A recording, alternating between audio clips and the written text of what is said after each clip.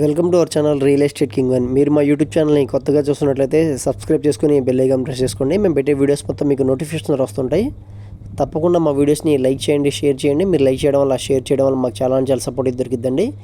ఇప్పుడు మనం చూస్తున్న ఈ ఇండిపెండెంట్ హౌస్ వచ్చి 109 గజాల్లో ఉన్న G+1 బిల్డింగ్ అండి. ఇది వెస్ట్ ఫేసింగ్ బిల్డింగ్ అండి, పడమర ఫేసింగ్ బిల్డింగ్ అనమాట. G+1 అండి. ఇది మనకి యనమల కుదురు ఏరియా వచ్చిందండి.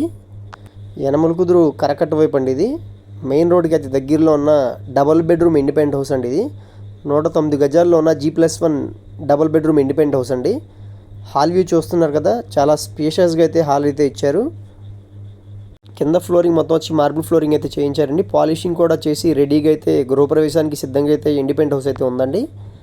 చూస్తున్నారు కదా, ఫినిషింగ్స్ కూడా గ్రానైట్ ఫినిషింగ్స్ అయితే ఇచ్చారు. ఇది వచ్చి బెడ్రూమ్ అనమాట.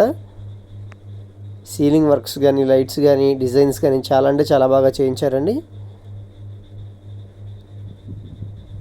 ఇప్పుడు మనం సెకండ్ బెడ్రూమ్లో కూడా చూద్దాం కదండి.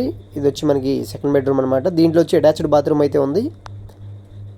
2 బెడ్రూమ్స్ కూడా స్పేషియస్గా అయితే ఉన్నాయండి. 109 గజాల్లో G+1 పడమర ఫేసింగ్లో ఉన్న డబుల్ బెడ్రూమ్ ఇండిపెండెంట్ హౌస్ అండి. ఇది గ్రౌండ్ ఫస్ట్ ఫ్లోర్ 2 కలిపి మనకి అయితే 70 లక్షలకి అయితే కాస్ట్ అయితే చెప్తున్నారు. 70 లక్షల్లో యనమల కుదురు ఏరియాలో G+1 బిల్డింగ్ అండి. ఇది మనకి బెంజ్ సర్కిల్ నుంచి జస్ట్ 3-3.5 కిలోమీటర్లో ఉన్న ఇండిపెండెంట్ హౌస్ అనమాట. ఇది వచ్చి డైనింగ్ హాల్ అండి. ఒకసారి వ్యూ చూడండి.